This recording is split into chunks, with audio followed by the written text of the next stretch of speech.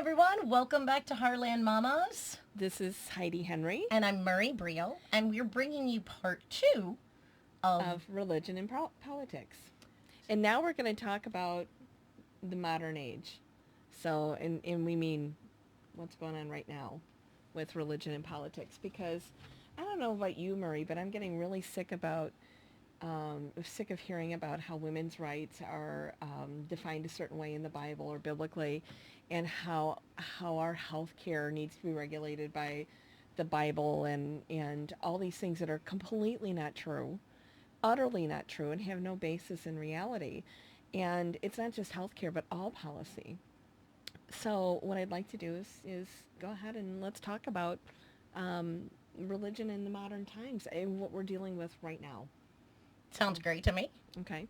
So I think one of the things that we have to talk about is we briefly touched on Eisenhower and Truman and Eisenhower and Kennedy, and we did our history. And Reagan. But it goes back to the 1950s when religious news shows, religious programming became on television. Oh, yeah. Yeah. So that was a big start to Christianizing our society. Right. Well, we'd already been Christianized, No. but this time we were able to broadcast to the masses without mass. Because it wasn't, Because before then, you would never see a service on television. television. You might get something on the radio, but it was very rare that anything would come on unless it maybe was an Easter vigil or a mass with the president or something like that. Well, some of my earliest recollections were the Billy Graham Crusades, which were very popular on TV. My husband, huge Billy Graham, he was a huge influence on his life. He grew up as a Baptist. I changed him. But he grew up in the Baptist church, and his family was very interested in the Billy Graham Crusades, and went to see him in person a few times. And I, of course, lived in Wheaton briefly, and right by Wheaton College, where they have the Billy Graham Center. And Billy Graham is... She seems to think Billy Graham was a good guy. I don't know. I love Billy Graham. You know what? Catholics, none of that was allowed. I don't know. I don't know about that. Well, and the thing is that in nowadays we don't hear about Billy as much because he's dead, but we hear about Franklin, who is a diabolical, horrible person, I think, that uses religion, that weaponizes religion to fit his narrative and to fit our current president's narrative. Not his father. Franklin Graham is not his father, and I think his father would be appalled by his blind faith in the president and not in the gospel. So, that's my opinion on that, and I think that people need to take what he says, and not just him, but Kenneth Copeland and a few of the others. I think about some of the other ones, the as seen on TV preachers that have gotten incredibly rich. Well, where wealth has become their religion. So many of them. Well, and there's always going to be the prosperity gospel people. It's always nice to think, if I just am this good a person and believe, take a stand in faith that money and the only way to rain take in that on me. stand in faith is to give my money to you so that you can give it to God. I stand in faith, I don't understand that. Okay, you're going to find that Heidi's very well educated in religion, and I am not. So I'm coming to you from a Reformed Catholic suspect. I've explored many religions. I have a faith, don't know what it is, and don't really give a crap because I'm good with it. Well, and I'm So this will be active in my interesting. church, and it's something we do as a family. I was raised in the church. My husband was raised in the church. We raised our children in the church. We still attend on Sundays. So it is a huge part of our life. It's our second home. So, but my views on Christianity are not the same as the president's. Right? So as we talk, though, about history, we talk about how those 1950s preachers and religious shows didn't have the political overtones. No, they to didn't. Them. They tried very That's hard why to Billy stay Graham away and from it. Franklin Graham are not the same, because Billy Graham would never have politicized. But then the 70s hit. Yeah. And Protestant organizations like the Moral Majority, and all of this comes from an article from Boston University, so I'll post that link there. Okay. And it was around the same, and they began opposing abortion rights, equal rights, and a lot of other causes like that. And again, fitting politics to reach their biblical teachings, to reach their narrative, to preach their narrative.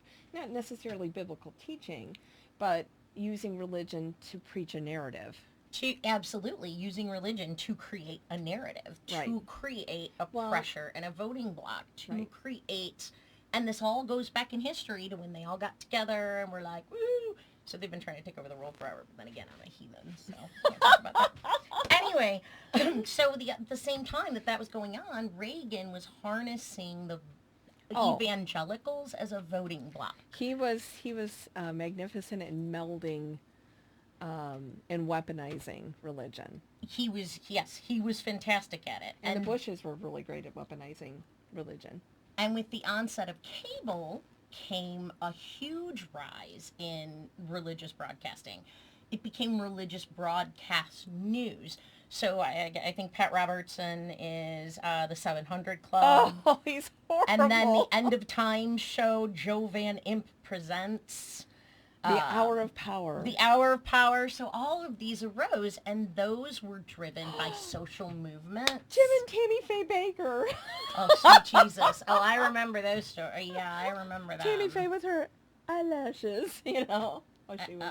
I know she died a horrible death, but please, people. Was a bitch.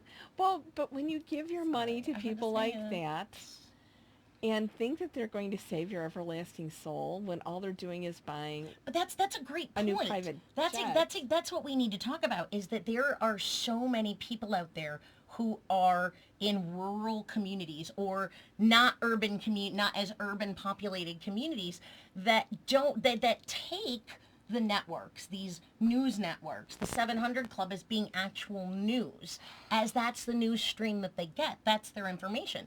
So then it reinforces those ideas, and they really don't seem to see a need to go on to find out more additional information. Jim Rohn, who is a philosopher, would say, you have to be smarter than that. You have to be smarter than that. But if this is your main source of information, this is your main source of news, this is something that adheres deeply to what you believe in your convictions, you know, then it's going to play into that narrative. And so by harnessing that voting block, and I just knocked the mic, sorry, I got really excited. By harnessing that voting block, that's when they really began to get the power, and the televangelists came in with their social agendas. Now, I'm sorry, I know I've dogged a lot on religion. I'm going to say I think that faith and spirituality and religion can do amazing things. If it weren't for religious organizations pushing for the abolition, for the civil rights movement, we wouldn't be where we are. It took that pressure. Yeah. So it's hard to sit here and say, okay, all these evangelical are crazy and their ideas are crazy, when it wasn't so crazy when we wanted the fairness and the faith and the equity. Well, and the thing is I think that you have a difference in those things. And one of the things that I'll say is that back when we had the abolitionist movement, and back in the 50s and 60s when we were really working on civil rights, people were reading their Bible. Especially during the abolitionist times, it was one of the few books that were available to people. And you have to remember, going back further, one of the main causes of the Reformation is that the Roman Catholic priests were keeping people from being able to read the Bible for themselves. You still didn't, your experience was you didn't do that. Nope. And so, Martin Luther, when he pounded pounded his note on the cathedral, part of it was on the church door, people need to be able to read this book. People don't read this book. And this is supposed to be the cornerstone of your faith, the operator manual for your faith, and you've never read it. I mean, you will sit there in church and let people tell you what it says. You'll read a Facebook post about what it says. You'll read a tweet saying what it says. But you've never read the book cover to cover. The book itself... And You were I have Catholic. twice. We got Bible I, lit. It's not my well, fault. well, we in the Episcopal Church, I we have the Book of tried, but I Common can't Prayer. get through the first part where it's, and Jebediah and Zebediah begot so and so, and they begot so and so, and it's like grapes of wrath for names of who had who, and I just Wait a minute, don't Grapes care. of Wrath was an easy read compared to the Bible. Oh, I told you sweet there's gee, three things that you I lump lost me. together. It's ADHD cannot handle that. I'm the just Bible, saying. Tolstoy's War and Peace, and the Oh, Mueller I Report. loved Tolstoy's War and Peace. Oh my Oh my gosh. Oh, it was fabulous, but it takes forever to The get through. only one And that a Chronicle. killed me was the Grapes of Wrath. It was the worst. Really? It was the best of times. It was the worst of times. It was the longest of times. All right, I'm just saying. Old Man in the Sea too. That's another one where Oh, it's I like, love that just one. Hemingway. get eaten by the whale. We know it's There gonna was happen. no whale in Old Man in the Sea. Oh, what's There the was one Moby with the Dick. whale? Moby Dick, that's what I meant. Oh, Jesus, Mary and Joseph. That's another one that could have been Melville. about 200 pages shorter. Well, and I was a sickly child, so we didn't have TV, so I had to read. I had to read too. We got three channels. We got WGN on Yeah. occasion. Mm-hmm. We got Fox, and we got CBS or ABC with the antenna. Yeah. Yeah. Depending. If it was a good night, we could maybe get both. Well, and out here we had Channel 35, which was a religious station, which you could Oh, always yeah. get, right? You could I always think get. it's still here. Well, the tower blew down at the end of my end of my road, so it's gone. The tornado took it out. Oh. Well, analog TV is gone anyway. I'm moving So- back to analog. Anyway, so we got sidetracked here, but it's the rise of the evangelical. So I didn't even really understand what an evangelical is. In my mind, I hear evangelical and I think racist, controlling, womanizing. That's what I think. When I think of evangelical, it conjures up all these negative images and connotations. And it's not that at all. No, I told you, Stan and I, our first farm was in Wheaton, and we lived in Wheaton, right by Wheaton College, where the Billy Graham Center is, and the Moody Bible Institute is not too far from where I grew up. So the thing is that the evangelicals of my childhood are so much different than the evangelical. It's been hijacked by a conservative right. It's been hijacked. The moral majority hijacked it. Well, the moral majority, and again, it's people who don't read the darn book. If you don't read the book, how do you know what is in there? And the Bible is a deeply flawed work in modern era. I mean, you have, the New King James Version was, and you all should know, King James was gay. Okay, see now, I guess my argument with the Bible in general is it is not genuine nor true. When I was in college, I did an independent study on the Aramaic Jesus. And it was all about what it was actually like, and this was years and years ago, for him for Jesus. It wasn't anything that we painted in Christianity. And as my research progressed, it comes that the Bible itself was written in Aramaic, which is an ancient language. It's a lost language. We're starting to revive it. Yeah. It's a dead language, I guess is what it's called. There are people now who are studying it and learning it and bringing it back. But the original Bible 1 was never written down, ever. No. Right?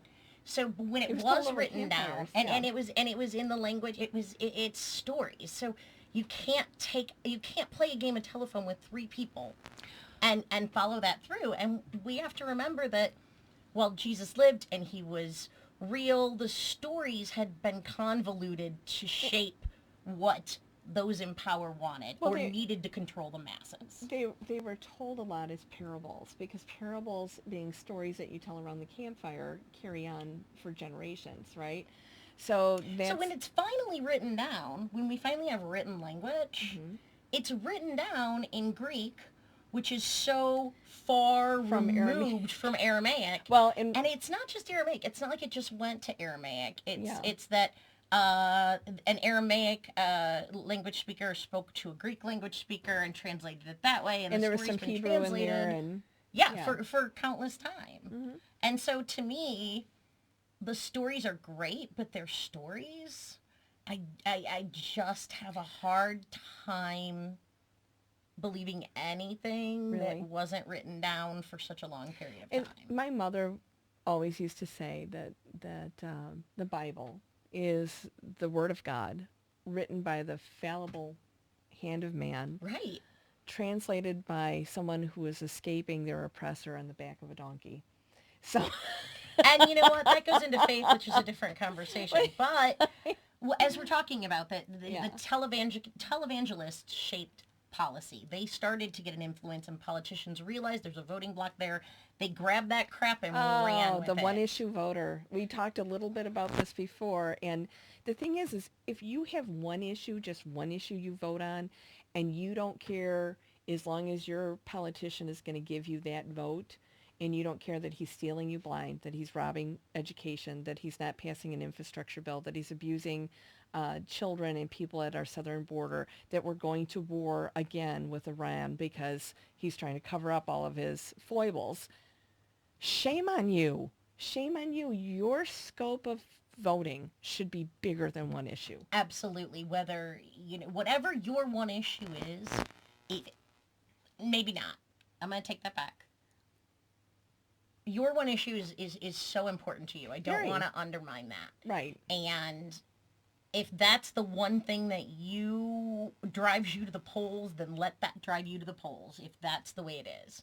We're asking that you take a moment and consider the broad scheme. So you don't, your big issue is transgender in the military. Absolutely not. Everybody else is trying to do it. I want them out. I don't believe in it. I think it's wrong because of whatever your reason. Typically it's a moral, religious thing, but it can be whatever reason. And if that's what takes you to the poll, okay, but we're just asking you to think that you stopping that is also causing families to be split up, children to be locked up, children to be sex trafficked, water rights to be taken away, coal ash to be dumped in our water. The repercussions are insane for someone. And my thing is, if you're going to hide behind God, if you're going to say I'm religious and I am a woman of faith and this is what I believe because God told me, I'm going to tell you you're full crap. And that is what we can't tolerate. If you are a person of faith, I just can't believe everything I know about all different religions is that being a good person is the most important thing. And by being a good person, that means giving to others, giving of yourself, being a servant, putting others first, caring about the world around you. Well, that's the fundamental, because in Aramaic, Jesus is love. There's not even a word to translate love in Aramaic into other languages. God is love. Jesus is love. But Jesus is what they've uncovered is that he, the original intent is he's in everything. Yes. So we have to treat everyone with that same respect and caring and compassion. So in the two holdovers from the Bible, the two things that Jesus tells us to do, there's only two commandments, is to love your God and to love one another as he loved us. When you step away from that and you vilify people for how God made them, and I don't care if it's because he made them with red hair, he gave them green eyes, he made them short. With ADHD? He made them tall, he made them gay, he made them female. You cannot use those dividers and still follow Jesus' teaching. So when we talk about these politicians that utilize this fake Christian narrative, this hypocritical, we talked a little bit at the end, is hypocrisy to me is one of my biggest pet peeves. Mm-hmm. Part of the Catholic Church, part of my issues with the church was, even as a young girl, I said, how can you just be a crappy person and go say you're sorry and it's all cool? Well, like, that's sort of not how, you got to be a good person, right? Maybe I was naive. I was very naive. But point being is that walk the walk, talk the talk. And for senators, for governors, for legislators who will turn away because they're Christian, they're faithful, all right, Mike Huckabee, right? He's awesome. Ted Cruz tweeted today about something from Leviticus and the road's straight. I can't even. He's ridiculous. But Governor Mike Huckabee today tweeted this absolutely unacceptable lie. It's a fake picture. Well, it has been CGI'd. It is supposedly a newborn baby in a trash In India. In India. Which, and he says, never forget the Dems. Dems. D-E-M. See that, right? So he's referring to I'll us. Post it on our page. Can't see Yeah. it. But good to know. Can't see the phone. But yeah, so the Dems who say this kid should be made comfortable and left to die. Okay, so one, I don't know how any about the Democrat children who were locked in a bus for 36 hours because ICE would not change their schedule to accommodate reunification? Why don't we start there? You have the audacity, and these are the things that as voters we let go. Like that one issue voters like, well, it's okay. They're gonna make sure I have pickles every Tuesday, like it's a high school student council election. Seriously, it's not student council president. It's far bigger than that. So if you want pickles every damn Tuesday, I will send you pickles every Tuesday. Just vote with your brain. Think about the world around you. I want to talk a little bit about that picture. Yeah, I because got real emotional I know. there. Well, I want to talk a little bit about the picture that Mike Huckabee Oh my sent God, out. it was horrible. Well, and it is of a newborn baby who was left to die in India somewhere. There's no Democrat base in India that I know of. India has the second largest population. The United States is third. China's first. Things like that happen in China and in India, where people by gender, this was a female child, are left to die because they're considered a burden. In India, a female child is a huge burden. It used to be, particularly in China as well. And Well, then yes. China actually had a law stating that it's the one-child law. Yes. And once they repealed that, girls were no longer infanticided. And yeah, right, and they would take them up to the mountains and let them die. And in India, because of the dowry system and because of the caste system, Yep. female children are not desired. They are not wanted. They are considered a burden. And in some places, it's absolutely acceptable custom-wise for a mother-in-law to push her daughter-in-law, her son's wife, into a pyre, and burn to death. Yes. Oh, absolutely. It happens all the time. Not to mention female. So, what was the name things. of the Mike Huckabee tweeted? What was the name of the source? Life News. Life News. So if you go on Truly Heidi Henry, which is my Twitter, Life News and I kind of mixed it up a little bit today because they're frickin' liars. And according to any non-biased media fact check, they are considered to be salacious, untrustworthy. It's like the epitome of fake news. And this is from a source that also can throw Huffington Post under the bus, rather regularly. So just think about that, what you just said for 1 second, Heidi. Mm-hmm. It's absolutely true. So you took 1 second to look at what the source was. Right. I took a second to figure out that it was, what it was. You went a step further, which took you no time at all, and realized how incredibly biased and stupid it is.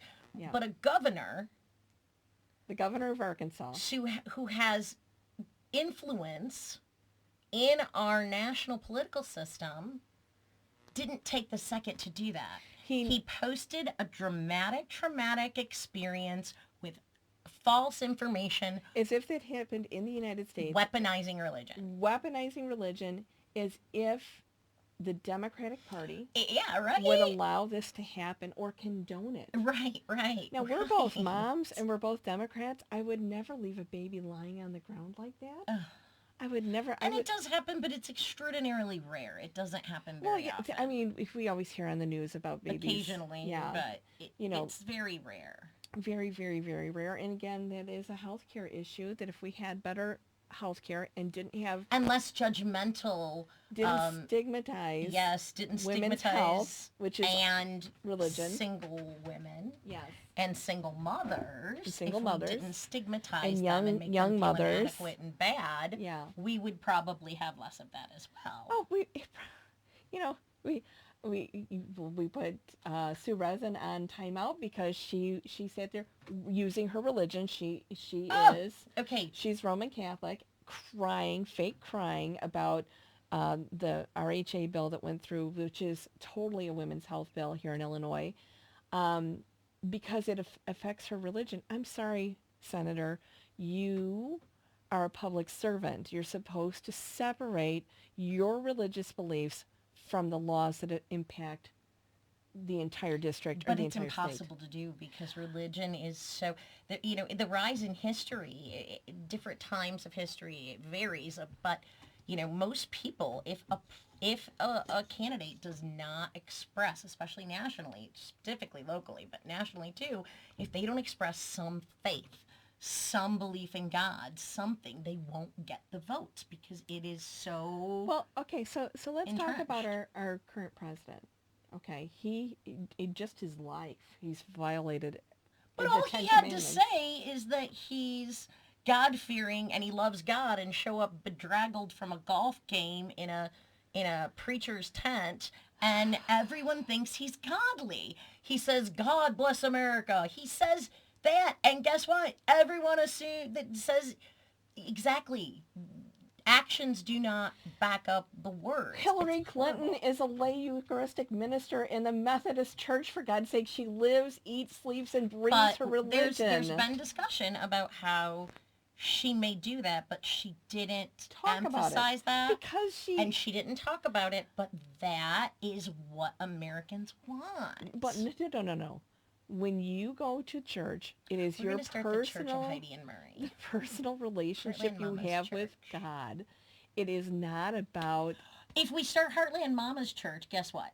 We can be tax exempt. That's another really exciting point to bring up about the influence of religion. We could be Joel Osteen and live in a mansion and have a Yeah. private jet. And So, the Constitution, the one thing they've clung to, right? Yes. Is, okay, so, Pardon me. they can't intermix politics and religion or your specific church in order to maintain that status. Yeah. And unfortunately, it happens all the time. And it actually started to happen more and more Yeah. as the televangelist movement came up, Pat Right. Robertson, and the more influence that they had.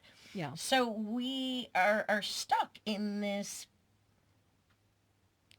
I don't want to say Weaponized? bubble. It's not No. a bubble, because it's way bigger than that. But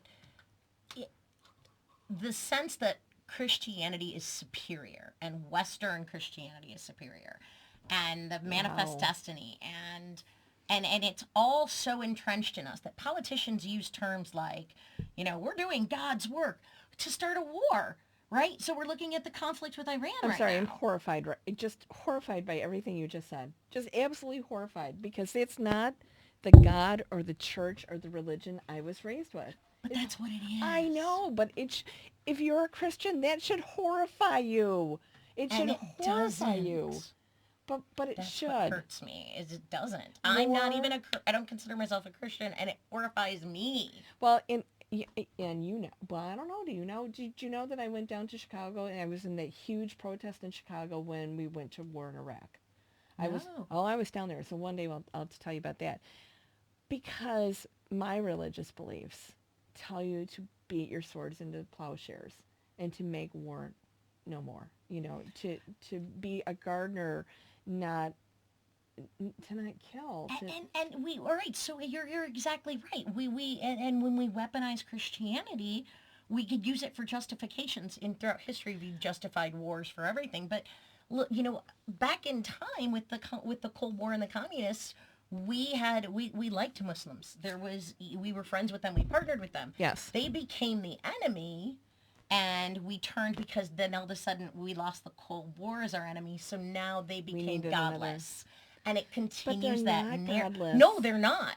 But that's the narrative that's portrayed by the right, and the politicians capitalize on that because they know, in God we trust. Pledge allegiance under one nation under God. Well, it never used to God be bless that way. America. Yeah. No, but all of these things compound on one another and deeply affect our fundamental views and how we are formed as citizens. Okay, Murray, we talked about reading the Bible. After 9/11, true story, I read the Quran, cover to cover. And I've read the twice. Quran. Yeah. I just think the Bible's kind of boring. It's not a good but story. but the first part of it is the same. All religions, the first part's pretty much the same. Well, Kind of interesting. even when you talk to people who are Native people or indigenous people, their creation stories are very similar to ours. Right, all across So every it religion, whenever it started, the creation stories are all very similar. and that's why I have such a strong faith, because God is God. I don't care what you call God. I mean, I practice my faith in the Episcopal Church, but I know people who are just as spiritual, just as loving to God, and call God Buddha. And I know you are, and I have Yeah. many friends who have a very strong faith, and I'm not downing that faith. But The friends that I have follow that faith. They believe in choosing people who are inclusive. They, yeah. because that's the type of people I surround Well, myself with. yeah. It's my issue becomes if you don't, like pro-birth, right?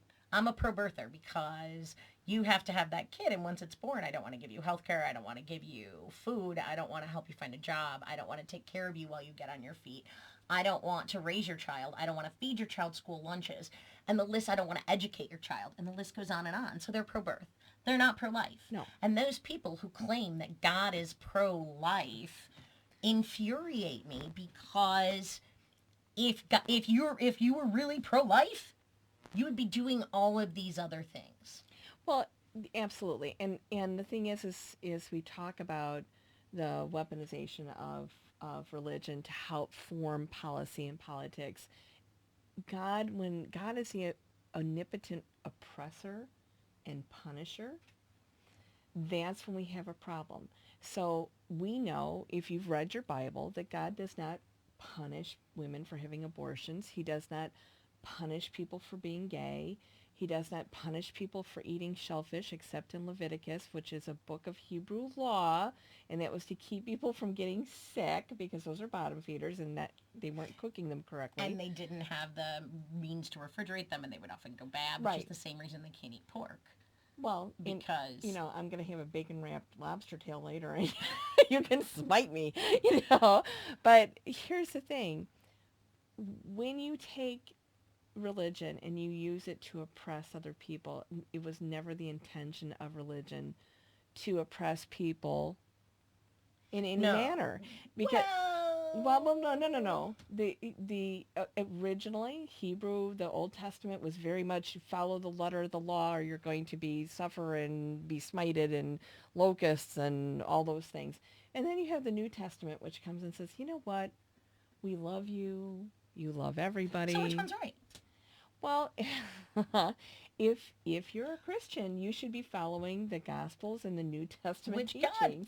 What about the King James? Isn't that a whole other set of... No. King James was probably one of the most famous, probably the most famous and the most commonly used translation of the Bible. And I just remember my ex-brother-in-law was a Arkansas evangelical, and he had the King James Bible, and oh my God, my mom just about threw him out of the house. It was horrific. Again, you can't do anything but be Catholic. Well, and the thing is that, again, it's oppression and repression. You're repressing somebody, you're causing war, you're doing something that's not of Christ. That's not Christ-like at all. Not Christ-like. Unless you're a money changer, he really didn't have any problem with you. Right. I mean, I he know. just So totally didn't.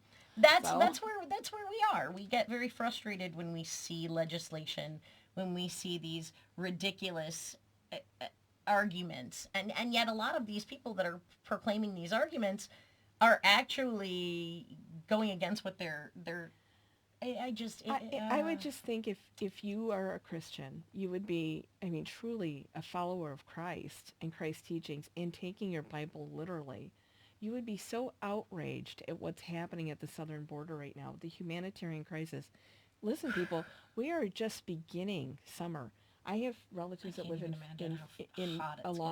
in Brownsville. And what happens if Phoenix. another group of kids gets left out in a bus, or another group of They're gonna detainees? cook. They will cook alive. And the thing is they're putting them in tent cities down there with no air conditioning, no proper ventilation, no proper sewage system, no clean water, no potable water. And let's talk about who owns those camps. Those are all for-profit prisons. And guess who has a lot of interest in that? Betsy DeVos. Betsy DeVos, whose brother owns... Cruella DeVille of the Blackwater. administration.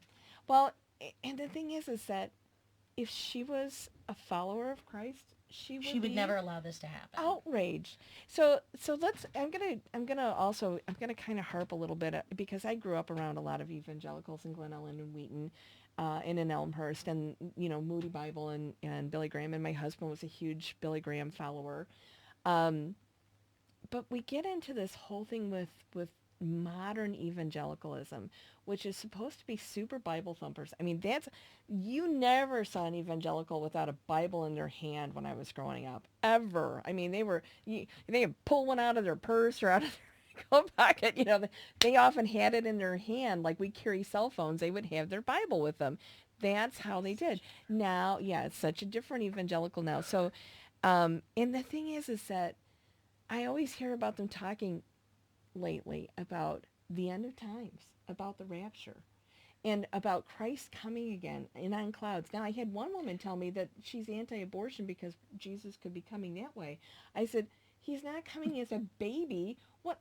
I mean, seriously, do you read the Bible? Do you read the book? No. So here's what the whole thing about the end of times and when Christ comes, we can't predict it. We're not supposed to even try. It's going to be a surprise party when it happens. But people have tried to do it since the end. And that's a big part, was the doomsday prophecies that started to rise up before Y2K, which gave even more leverage and more weight to the crazy fodder of the end of times. I have a neighbor that bought a whole bunch of 15-pound cans of lasagna because they were waiting for the times of Y2K. Every party we went to, we had canned lasagna. It was horrible. Anyway, but I digress. So, but what I wanted to talk about is people who try to bring that doomsday prophecy forward. Number one, if you read your book, if you read the operator's manual for your religion, you would know that you're not supposed to do that, that you are not supposed to try to bring about the end of times, that you're not supposed to try to predict it, that you're not supposed to be prepared by stocking up on weapons and food and that sort of thing, because the end of times, if you really are a good and faithful person and lived with your weapons beaten to plowshares and loving one another and taking care of people, then you'll be raptured and you won't be here. Right. Okay. So you don't need anything. It's all of those people prepping are the ones that know they're not getting raptured and they don't want to be around after all the good people are gone. That's what it is. They're prepping for Thunderdome, man. It's like, because the good ones are going up and the bad ones are staying here. And I'm betting the guy with 32 AK-47s and an electrified fence is probably not on the high list. I have electrified fence. I have animals. I think that's just smart. I think they are just hedging their bets. Well, I think that's smart. Here's the whole thing. If I'm not taken, I'm covered. If I'm taken, who cares? Let somebody else have it. I figure that if I don't go up in the rapture, if that doesn't happen to me, I don't. Yeah.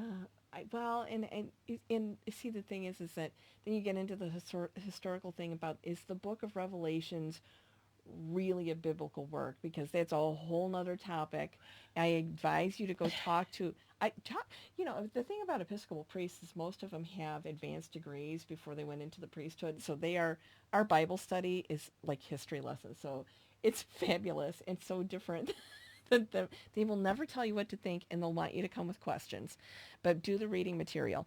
But when the modern evangelicals talk about bringing about the end of times, and part of it was Trump moving the capital what did he move? to Jerusalem. So he moved Jerusalem. He declared Jerusalem as the capital of Israel.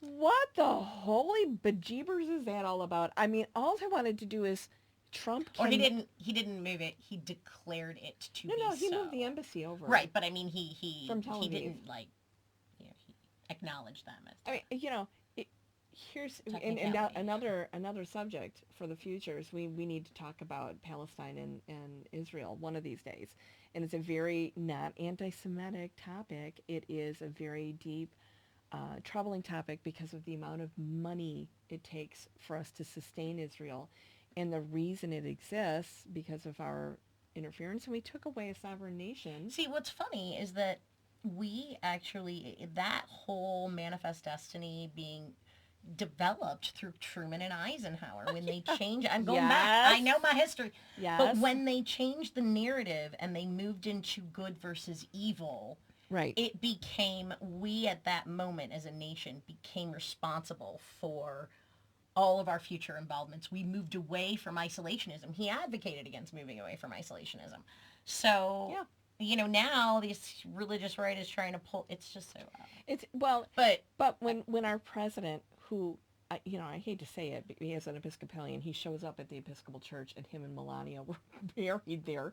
Why the walls didn't tumble down, I don't know, but maybe God's very forgiving. And I'm sorry, that was very mean, and it's so judgy of me to say that. But I'm okay. I judge too. I can be kind of judgy sometimes. We can all be a little but judgy. Here's But we the own thing. it. We acknowledge it. We don't look at you and say, "Oh, we are so pious and we never judge. I am a We are giving you only direct facts." And we say, I'm a "We're deeply give flawed you our person. opinion," and opinions are. Opinion. But there is fact behind opinion in this world. Yeah, I'm huge on facts. Yeah. So and double checking my facts and making sure that I get them right. And the thing is that I understand not everybody loves to read. And we were talking about this before, Murri, about, and I'm going to give you an example about not being a reader. I am a reader. I've always been a reader. My husband, not a reader. I asked him last week, I was making a pork loin on the grill, and I was Leviticus, no pork, but I love pork, and love the piggy. But I was working in the barn, and I texted him, I said, honey, you're going to need to pull the meat off the grill, and you won't have to peel potatoes. I bought a box of Instant. I need you to make them. Well, the instructions are on the box. Now, we've been married 36 years now, almost 37 years. Seldom does he ever make dinner. I mean, he just doesn't do it. He'll eat a sandwich, he doesn't care. But I asked him, I said, honey, would you please make these potatoes? So he doesn't read the book. He doesn't read the box. He's never made it. How can you go, he's 62 years old, how can you go 62 years and never made instant potatoes? So he takes my big giant... I don't know if my husband has. It might not be that far of a stretch. He takes the giant pasta pot, the giant one, and he dumps... Now, you're supposed to boil the water and then put the potatoes in. Well, he dumps a box of potatoes in, a gallon of milk, a pound of butter, and some water, and he puts it on the stove and brings it Oh, that's hilarious. It's like, it's instructions read on the box. Instruction. Just like you read the box of potatoes, read the Bible if you're going to believe in it. So that's the point we're getting at here. That was my whole point because somebody asked me today, because I take notes during the day and I write them on my chalkboard in my barn because I don't always have my notebook with me. And she said, what does it mean about reading? And I said, she goes, she thought it had something to do with the vet. It had nothing to do with our veterinarian and nothing to do with horse stuff or farm stuff. It had everything to do with the fact that it was reminding me that some people are readers like me and you, and some people aren't, like my husband can't read a box of instant potatoes, and he's a very devout Christian. Guess what? If you're not a reader, the Bible's on audiobook. Yeah. You can listen to that on audiobook. I don't have the link.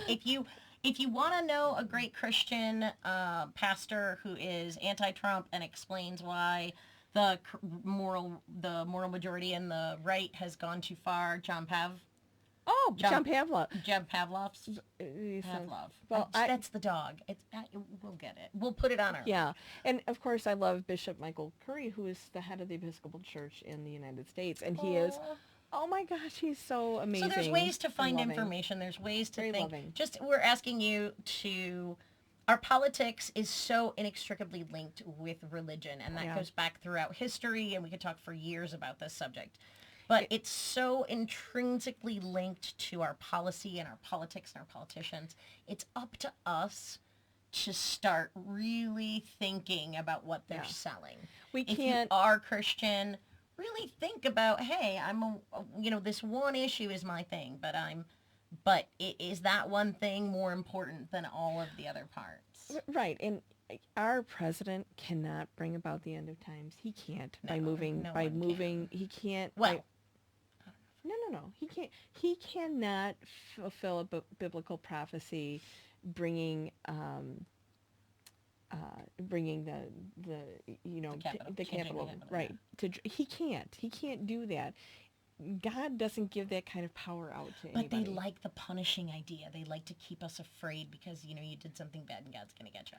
Well, And politicians capitalize on that as well. Like well, Mike yeah. Huckabee with the Dems and showing this. What kind of a Christian man would even think Think about of- not verifying it and then Well, weaponizing a baby weaponizing that was for a political purpose? left to die in India and weaponizing it to use here against the Democratic Party and Democrats in the United States. Who the heck does that? Mike Huckabee. Well, and that's disgusting. That So, Pat Robertson would do that. We're going to post our Franklin links Graham would do that. on our page. We're going to Yeah. post some links to some of the folks that we talked about. Yeah. Some of the references that were made. Now, Thank you so much. we need to talk about what we're going to do Saturday. Oh! Saturday is in downtown Ottawa from 10 till 2, I think it is. Okay. And we'll post the link for this. There's a rally for women's health care down there and supporting the wonderful Planned Parenthood clinic that's in Ottawa that does not do abortions, but has diagnosed 2 of my friends' cancers. A young man I know found out that he had an STD there. Prevented more unwanted and unplanned pregnancies than we could ever calculate. So there's a rally supporting Planned Parenthood and for women's reproductive health. There's also an event going on in Kendall County, and that is a Green New Deal rally. Yeah. So we'll post some links about some things going on. If you have things going on, we're not just local, we're national. So if you have things going on that you want us to publish, let us know. And you can do that at the @ sign. I don't know, you're probably backwards or something. I don't know how these fancy things work. At Heartland Mamas. And on Facebook, on Twitter, on YouTube, on our webpage, on Buzzsprout, on our webpage, heartlandmamas.com, Yeah. on Google Play. We are on Google Play. So you And we can should listen be to all on- of our episodes on Google Play as well. We should be on iTunes by the end of the week. So like us, share. If you listen to us, awesome. If you watch the horrible video that if you're forced to look at us. Yeah, look at, I'm so sorry. So now that we're in high in def. high def. Again, I'd like to apologize for that. But seriously, I am like us. If wrinkly. you're on YouTube, please like us and subscribe and comment. Do the same about any of our shows. We'd be happy to hear from you. We would love to hear from you. And next week we'll be broadcasting live from the presidential debates. We will bring you a show on Monday and Wednesday as scheduled. And then we'll be at debate watch parties in Kendall and Bureau County. So closer, well into the Great Red Divide. Yeah, into the Great Red Divide. Yeah. So I'm excited, and I know this was a long cast. I hope you enjoyed it because we're so we could talk forever about this. But thank you religion so is- much for tuning in and think about what we said. And if you disagree, let us know. So thanks for everything. If you disagree, if you agree, let us know too. Yeah. That's good too. Yeah. Well, Bye, guys. bye. We'll see you soon. Take care. Did you get both? Get this one.